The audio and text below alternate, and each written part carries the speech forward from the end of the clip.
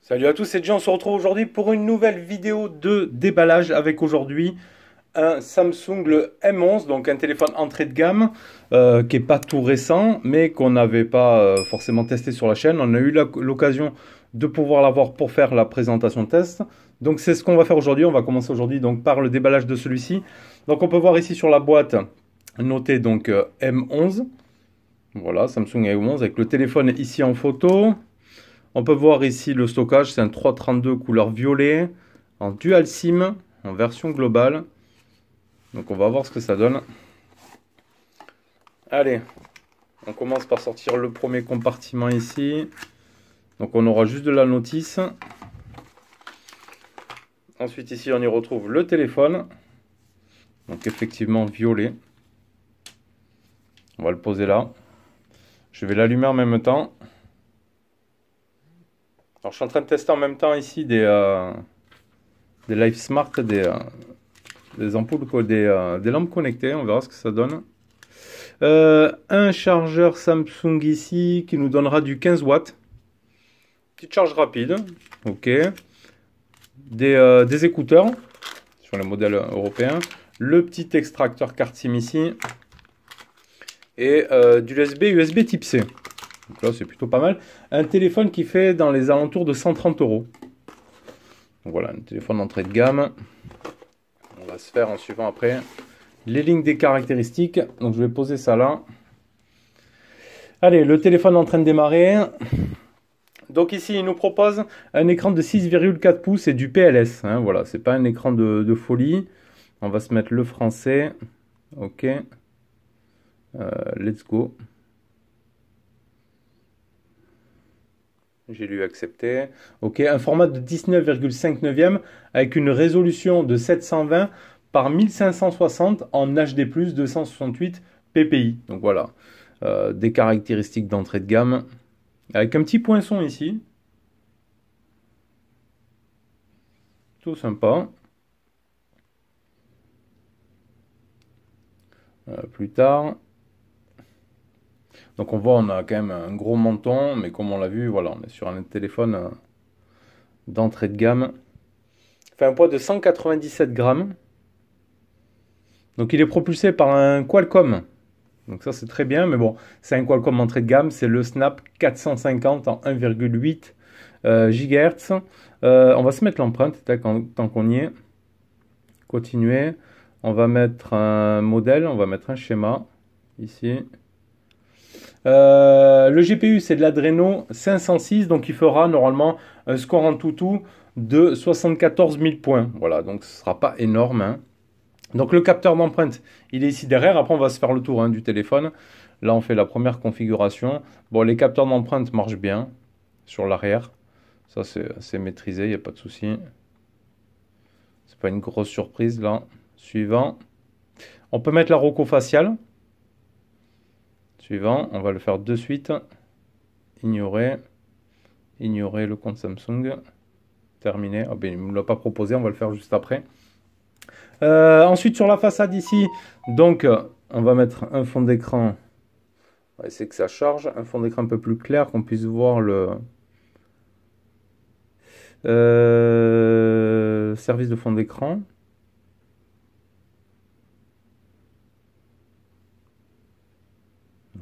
Ok, d'accord.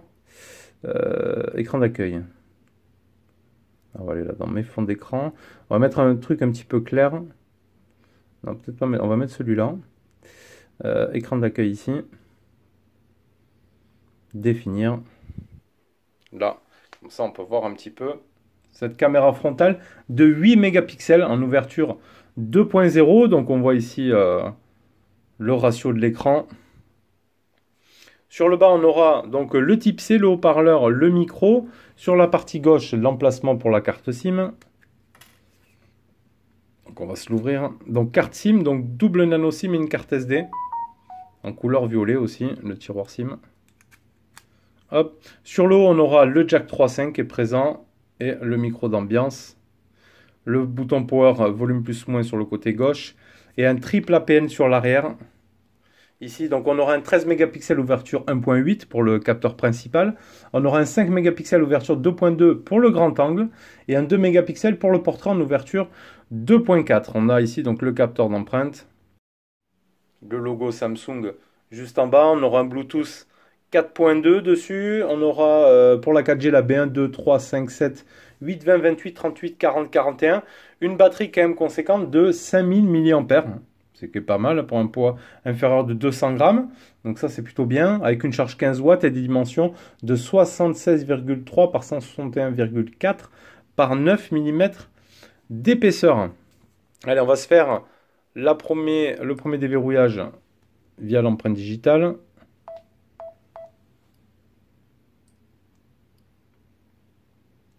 Bon, c'est rapide. Ça fonctionne bien. On va laisser voir la roco faciale, parce qu'il nous l'a proposé, mais du coup, il n'a pas enregistré. Reconnaissance faciale, enregistrer un visage. Ok, continuer.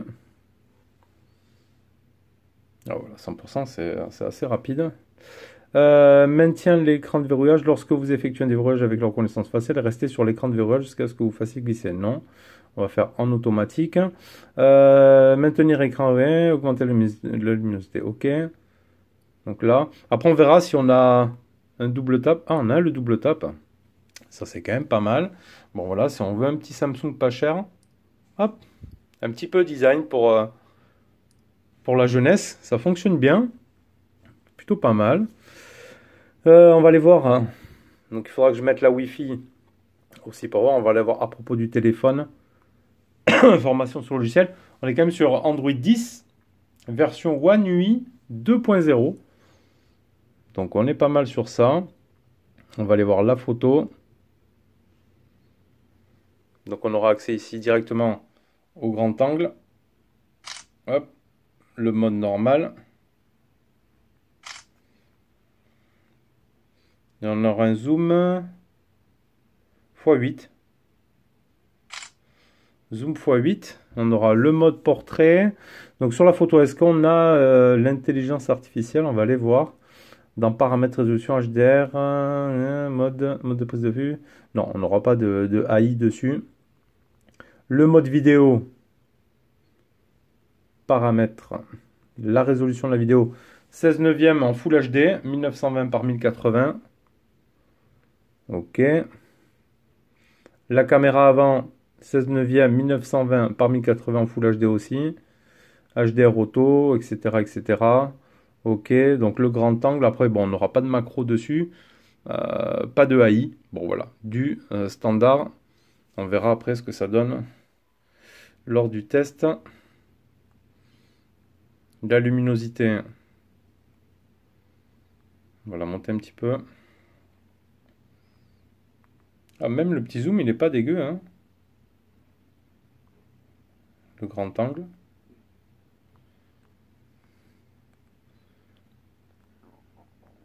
Bon, si on zoome le grand angle, on voit que c'est pas top top. La photo normale, bon, voilà, c'est pas de la furie, mais bon, sans aller chercher trop loin le zoom, ça reste correct. On verra après à l'utilisation, surtout en termes de réactivité, etc. Bon, un Snap, c'est bien, un Qualcomm. Après, ça dépend lequel, la Qualcomm, pardon, 450. Un score de 74 000 en tout, il ne faudra pas lui demander la lune au téléphone. Voilà, il sera fait pour téléphoner un petit peu, aller sur les réseaux sociaux, un petit peu de web et tout ça. C'est pas un téléphone qui sera destiné pour le jeu, etc. On va aller voir si on a quand même dans l'affichage.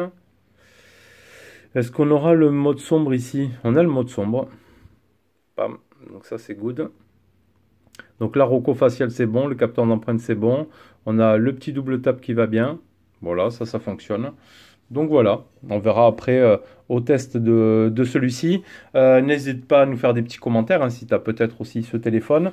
Si tu n'es pas abonné à la chaîne, je t'invite à t'y abonner hein, pour suivre toutes nos vidéos. Tu cliques sur la petite cloche pour être averti des nouvelles vidéos mises en ligne. Et moi, je te dis à bientôt pour une prochaine vidéo. Allez, tchuss!